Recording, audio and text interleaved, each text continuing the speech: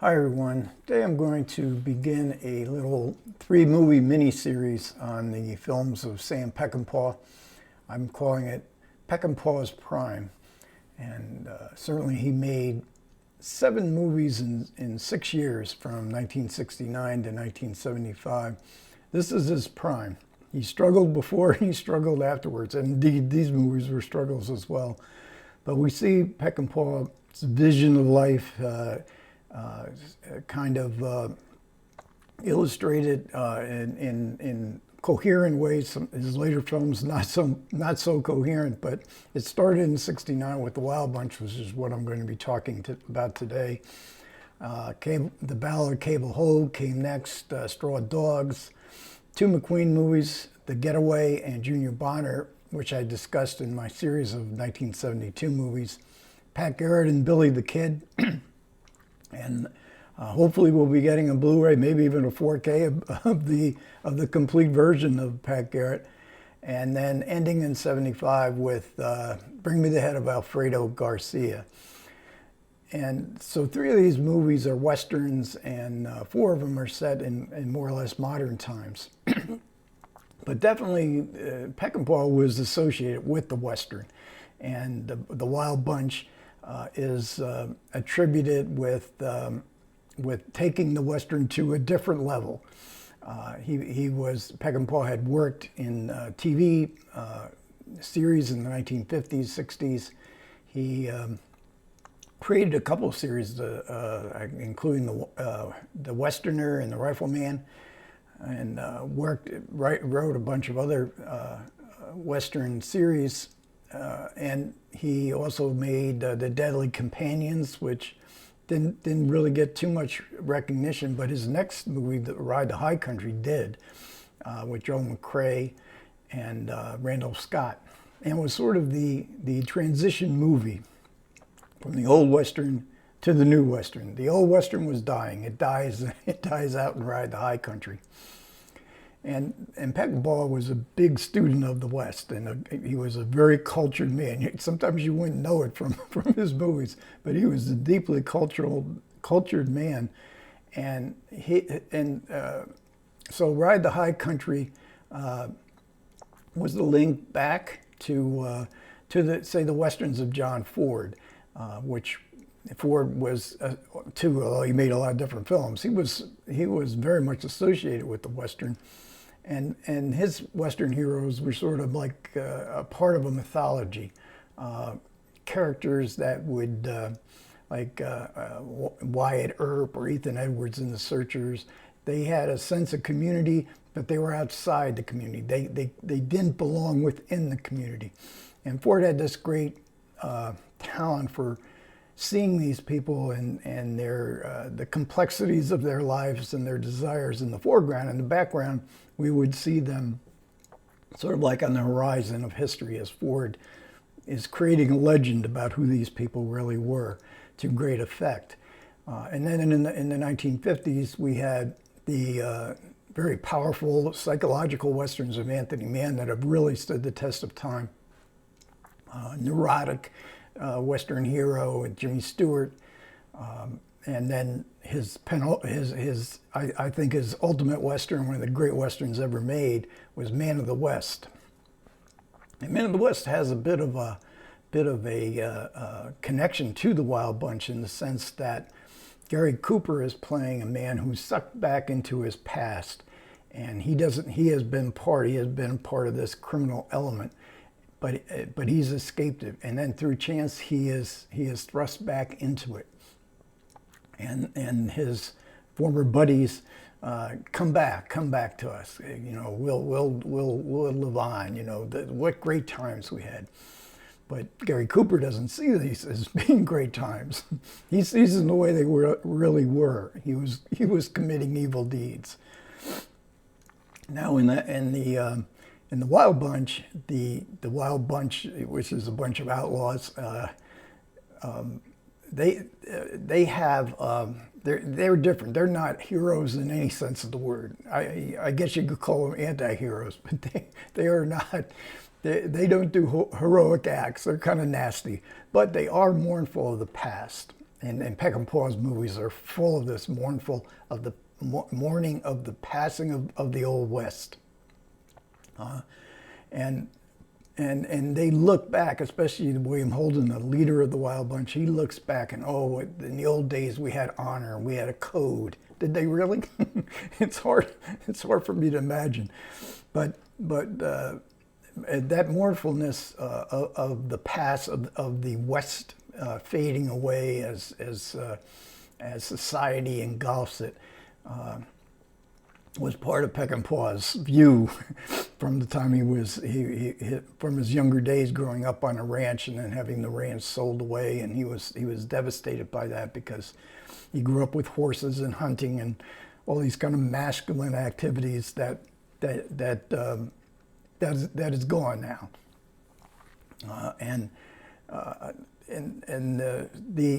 so there's a good bit of sentimentality in Peckinpah, and sometimes it gets a bit cloying. Another cloying element of his films is, at least on film, he's clearly a misogynist. He is looking at women as either mothers or whores, and mostly whores, especially in The Wild Bunch. So The Wild Bunch opens with a bank robbery gone bad. They've been set up. Inside information, the authorities in the form of the bank and their renegade posse. So there's a big shootout. They go on the run. They go into Mexico. One of the Wild Bunch is a Mexican. They visit his hometown in Mexico. They get involved in the Mexican Revolution whilst being tracked by these actually bounty hunters. And within all this framework, there is a sense of self-destructiveness. there is a sense of there's no future, and ultimately it comes down to that this self-destructiveness, which again is very much part of Peckinpah's existence. He after after his early success, he was on Major Dundee. That was a troubled production. He eventually gets fired, rehired. There's a big involved story on that, on the filming of Major Dundee. And then he was hired to do Cincinnati Kid with Steve McQueen, who he'd worked with. I believe he worked with Steve McQueen on McQueen's TV series. I think it was Wanted, Dead or Alive. And he was fired after a week of that. So now before The Wild Bunch, he's in his career purgatory. He writes I think he wrote Via Rides, maybe another movie. He did an excellent TV show, was part of ABC Playhouse called Noon Wine, from a story by Catherine Ann Porter. I think it's playing on YouTube, but you wouldn't think of it as Sam Peckinpah. This is the other side of Peckinpah. Peckinpah, kind of the serious artist. And Peckinpah believed himself to be a serious artist. So but the main element, the main call to prominence of Peckinpah's sort of phoenix rising in The Wild Bunch is the violence, the ultra-violence. The shootout in the beginning of the movie, where innocent bystanders are being killed. And then the final scene, which was set in Mexico, is the Mexican leader who's part of this revolution in Mexico. These are long and very violent scenes. There's a nastiness to it. At least that's how I've always felt. And Peckinpah movies are nasty. I mean, even the children, he makes such a point in this movie, and he's done that in other films too, where the children are just as bad as everybody else, nasty and sadistic, and we see them ants, the children loving to watch the ants kill the scorpions, and being involved in in mimicking the killing that's being done in these very elaborate scenes of bloody violence. So And at the time, these two violent scenes, we had never seen that before. This was 1969. The production code was dwindling away. It maybe had dwindled by 1969. You could pretty much do what you wanted to do, but how far were you going to go? It was a period in which the repressiveness of the 1950s had faded away, and by 1969 it was all gone. The winds of changes had blown through the United States and you know, through the whole world. There was a huge, almost cataclysmic 180 degree change in the world. So now this violence could be done. It could be shown on the screen. Who to do it but Peckinpah? Now Peckinpah. Now the reaction was very mixed in the sense that some people hated this, some people loved it, the violence. There was lots of walkouts. People were not horrified, sickened by this violence. Other people thought it was great. You know, it's fun, it's enjoyable. We've never seen anything like this, and now we're going to see a whole lot in the future. So for instance, Roger Ebert, he, in one of his reviews from the Times, he confronts the violence in the movie in the way that many social critics had criticized the film and Peckinpah for being irresponsible. That, you know, you're inciting people's love of violence. Peckinpah's response, or Roger Ebert said, you know, the audiences are enjoying it. I got to admit it, I enjoy it too. He gave four stars to The Wild Bunch back in 1969. But Peckinpah's reaction was different. Peckinpah's reaction was that he had made this film so violent because he wanted to show how horrible violence was. He thought that it would be cathartic. And he was dead wrong. And he knew that. He knew that people were either going to be sick, as it turned out, people were sickened by this violence and the nastiness of it, where we see onlookers being shot deliberately. We see little children become murderers. And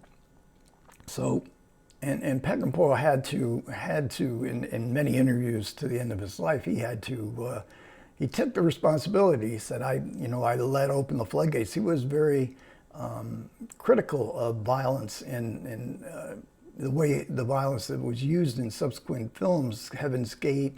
I guess he didn't live long enough to see Quentin Tarantino's movies, but in Peckinpah, you have in Peckinpah you have this lyricism, you have this nasty violence. You have, but it's sort of it's a movie. Peckinpah, I think, is a very nihilistic filmmaker, a sentimental nihilist is what I would call him, and because there's no hope. There's no hope. We're just, you know, and a lot of this is due to what he experienced and what the society he was living in. And he wanted to make films that were commenting on the society he was living in, which was a violent society at home and a violent society in the war in Vietnam, and the atrocities that we were learning about, and how that is so, he thought that was so deep-seated in us, and we have to recognize that we're essentially a violent creature, a creature of violence.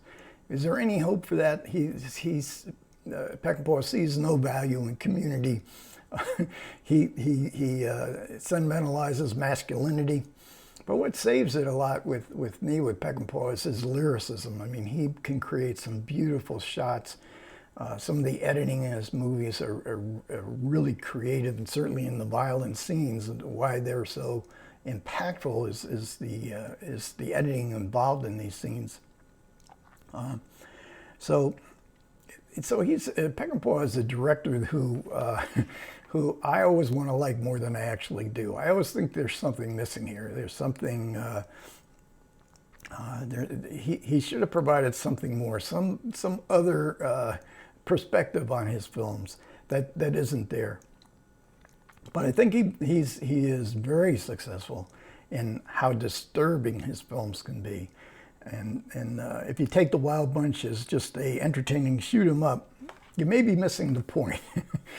And So the next movie that I'm going to be talking about in this little mini-series is The Battle of Cable Hogue. All this hyper violence is muted here. There's a bit of violence. If I remember right, I'm revisiting these films, including a Wild Bunch I probably hadn't seen in 20, 30 years. This was a film I really liked, and when I first saw it in 1971, I think it was, maybe 1970. I think this was the year after The Wild Bunch. So we have a much more, there's a tenderness to Peckinpah as well as all this nastiness, all this violence. There's a tenderness to him, which comes out in several movies, but in particular The Battle of Cable Hogue. Okay, thanks a lot for everybody who managed to listen. I do appreciate it. Comments are welcome. Take care.